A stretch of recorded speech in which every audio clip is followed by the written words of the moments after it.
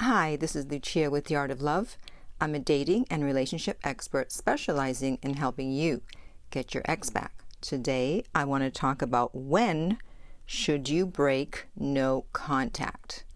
I'm sure you're very curious to hear what I have to say because I know you have been dying to break no contact. I know you. I know you so well. And welcome back, No Contact Army. Have you been a good little soldier or a bad little soldier? And if you too want to join the No Contact Army, it's very easy. All you have to do is hit the subscribe button and you're in. And if you want to read the No Contact Army manual, just go to nocontactsecrets.com where you can download 2 free chapters before you purchase the book. So, if you've been listening to me for a while, if you've heard any of my other videos, you know that I always say that you don't respond unless your ex says something significant. And people always say, well, what's significant?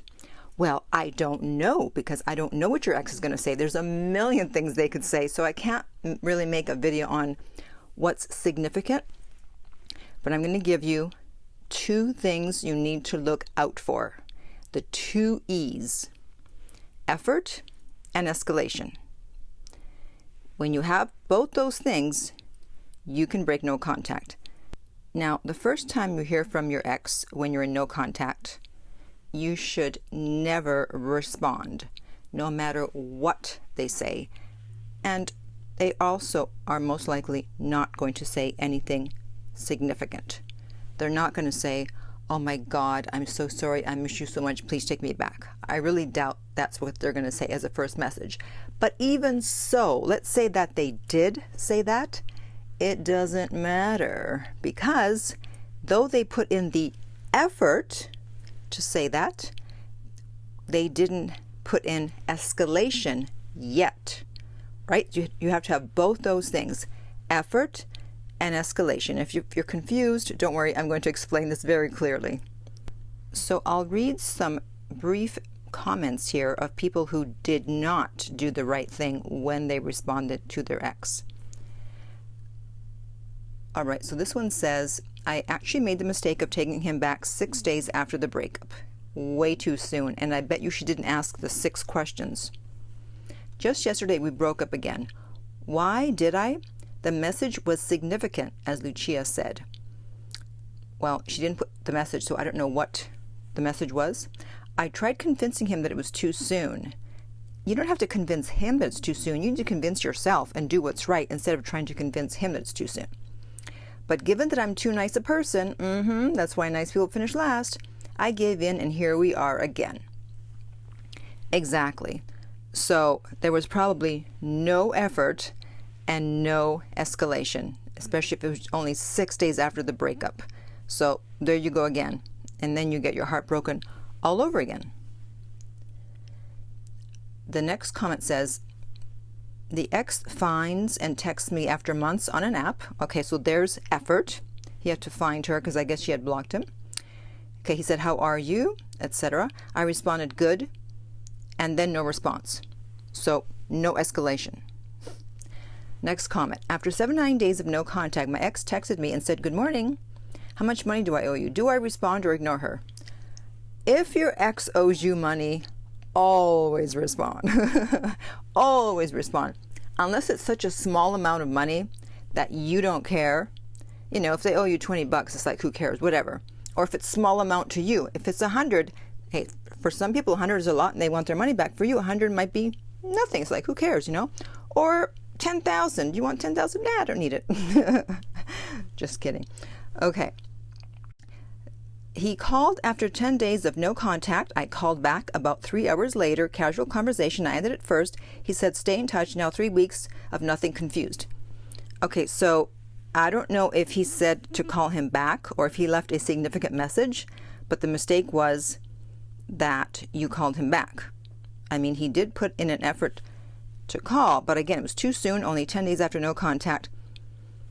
He called, but so there was a little bit of effort, but no escalation. Then I have one more, and then I'm going to tell you a story. Okay, she says, so I don't know what he has to say. He just asked me to call him back when I can. He's called 6 times in a span of 2 weeks. I've ignored them all. No text. So here there is effort, but no escalation. So she's right in not responding. I mean, he just keeps calling and says, call me back. If it was really important, he would have sooner or later left a message. He wouldn't have just kept calling over a span of 2 weeks. Obviously, it's not urgent. It's not super important, or he wouldn't just keep calling. He just wants to see if she is going to call him back.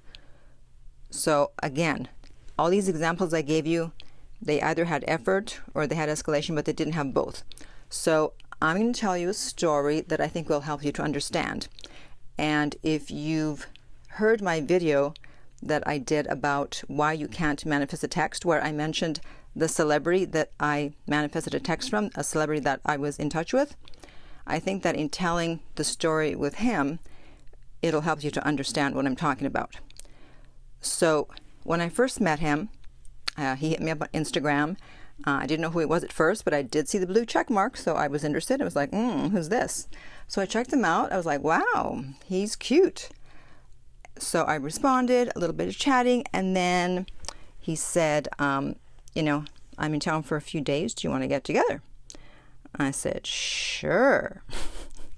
And this was a Tuesday. I said, how long are you in town for? He said, Thursday. And I said, well, I'm free tomorrow, which was Wednesday. And he said, great, see you tomorrow. I said, okay. And that was it. And he didn't try to plan.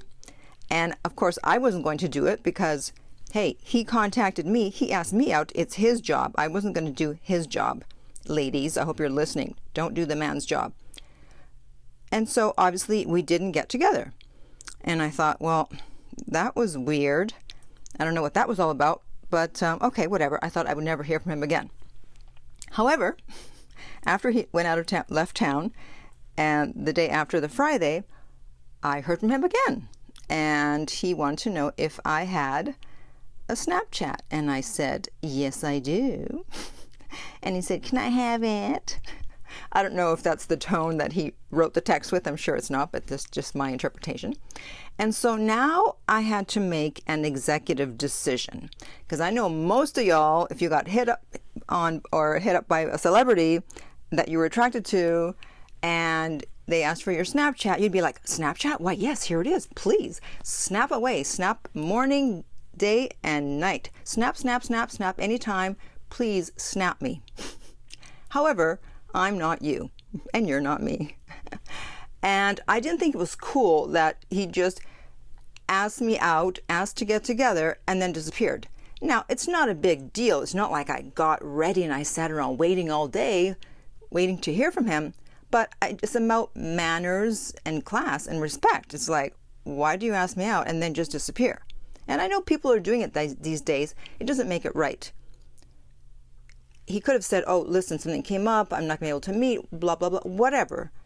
And so I had to decide, am I going to give him my Snapchat or am I not going to give him my Snapchat? What do you think I did? Those of you that know me will know that I did not give him my Snapchat. And in fact, I said, you've been a bad boy, so for now, no Snapchat for you. And he didn't respond to that. And I didn't hear from him for about a month because he wasn't back in LA during that time. And I thought it was over, that I would never hear from him again. And again, I thought, okay, that was interesting. Don't know what that was all about. I didn't really care. My interest level wasn't that high because I was interested in someone else at that time. So interest level plays a big part in how people behave, especially after a breakup. There has to be a high interest level in order for them to want to do the 2 E's and to want to get back together. And my interest level wasn't that high in him, even though he was a celebrity. It doesn't matter. It's more about the emotional connection. And so I was into someone else at that time. So I thought that was it. And then about a month later, I'm getting ready to go out on a Friday night. And what do you know? Who should hit me up again on Instagram but our little friend? And as soon as I saw his message, I was like, yes, it's on. It's on.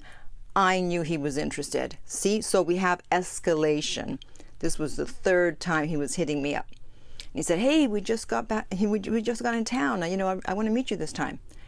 And I looked at his stories, and indeed, he had just gotten in town. And we did try to get together, but, obviously he's always busy doing what celebrities do.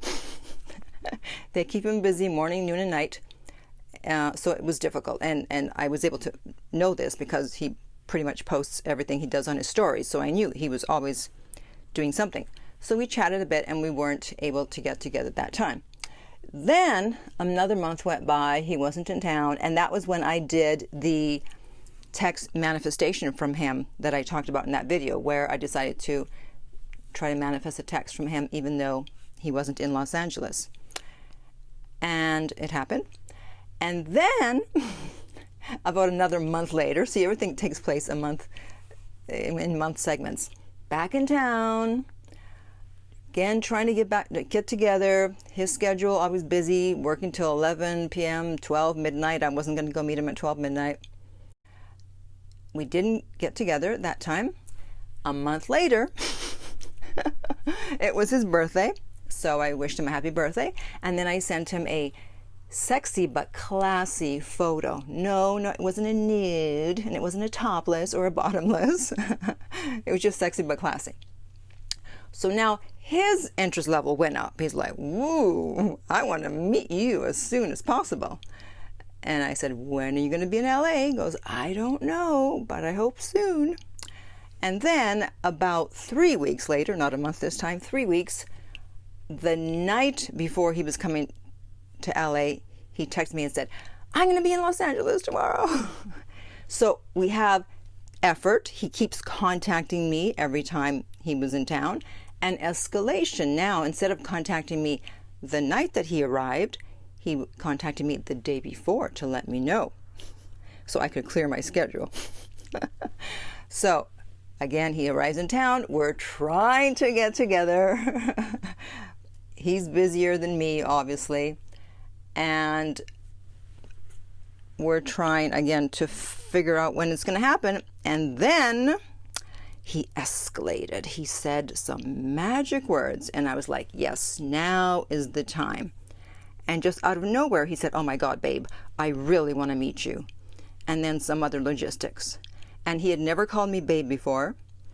And the fact that he said, I really want to meet you. Because before he had been kind of, cool about it. It's like, oh, I really hope we can meet this time. Oh, oh yeah, me too. I hope we can meet, la la la. Just the usual surface flirting and chatting. But for him to say, I really want to meet you, I was like, okay. It's not that I was waiting for escalation, but I knew this was the time to strike. It's like, okay, because otherwise, who knows how he's going to feel in a month? Who knows what's going to happen in a month? And I knew that was the time to meet after 6 months of chatting. So I finally met him. Great guy, classy, absolutely no attitude whatsoever, and he was actually nervous to meet me, so that was kind of cute. and we've been, we're still in contact. We're still talking. So as you can see, he put in the effort, right? He continually contacted me. He didn't need to contact me, but his interest level was high because he's got, trust me, millions of girls interested in him. So after I didn't give him my Snapchat, he could have just said, oh, forget her. There's other girls I can get their Snapchat, whatever. But because he was interested, he kept putting in the effort. He didn't have to. And it's interesting because, I'm on dating apps and I'm talking to guys, meeting guys. And last year, he was the only one that was consistent. And he was the one that didn't have to be consistent. Because again, he's the celebrity. He didn't have to. He could have just moved on to someone else. So I'd be talking to these other guys and they would disappear, ghost, not put a lot of effort into it, whatever. And yet he was consistent month after month. I want to meet you. I want to meet you. I want to meet you. So that's what I mean when I say, we want to know what their interest level is. That's why you don't respond the first time that your ex contacts you, because you want to see what they're going to do. Because if they're not really that interested, then they're not going to want to get back together. And there's no point in breaking no contact if you don't have a decent chance of getting back together, because you're just going to get hurt all over again. And so whatever they say for the first message, it doesn't matter. You wait and see if they're going to put in more effort, if they're going to message you again, if they're going to be more insistent. It can't just be the same message every week. Like they're putting in effort, but just saying, hey, or hi, how are you? You know, if that is all that their messages say, sure, that's effort, but it's not escalation. And a great example of someone who did this really well was the video I did titled, If You Want Your Ex Back, Ignore Them. Go listen to that if you haven't already. This is the woman who her ex contacted her 6 weeks into no contact, and he was sending her notes and sending her gifts, and she still ignored him because she was really mad. And then about a month later, finally, he really escalated and wrote her a letter, said, I'm sorry, I love you, I want you back, blah, blah, blah, blah, blah. That's a great example of effort and escalation. So don't be in a rush to respond. And if you're wondering, is it significant enough? Ask yourself, are they putting in effort? Or are they just calling or texting something that's very casual, but it's not escalating? If they're really interested, and they see that you're not responding, they will escalate and they will come clean and finally say, please, can you please respond to me? I'm sorry, I messed up. I want to talk to you. I need to see you. It's going to be something. They're not just going to keep the conversation at a surface level because maybe they just want to be friends. Maybe they want to see if they still have access to you. Maybe you hurt their ego and so they want to know why you're not responding. But it doesn't necessarily mean that they want to get back together. So, if you're wondering, if you're confused about, is this significant enough? Remember, never respond to the first text and probably not even the second one. Look for effort and look for escalation. So, comment below and let me know what things your exes have said and if you need help with that, deciding whether you should respond or not. And I will hopefully be able to answer everyone, though I probably won't, and let you know whether I think it's significant enough, if there's been enough effort and escalation for you to finally break no contact.